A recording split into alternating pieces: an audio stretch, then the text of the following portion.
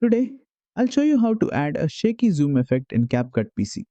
This effect adds a powerful zoom motion with a slight shake, making your videos feel more dynamic and engaging. Let's jump right in. First, import your video into the timeline.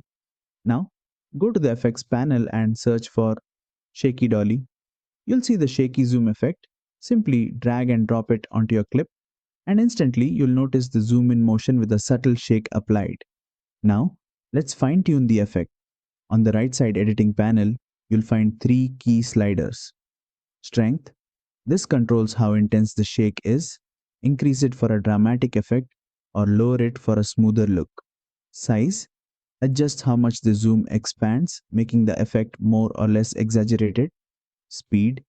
Controls how fast the zoom and shake effect plays. A higher speed creates a rapid zoom, while a lower speed makes it more subtle. Play around with these settings to customize the effect exactly how you want it. Once you're happy with the look, you're all set. And that's it. You've successfully added a shaky zoom effect in CapCut PC. If this tutorial helped, don't forget to like, share and subscribe for more quick CapCut editing tips.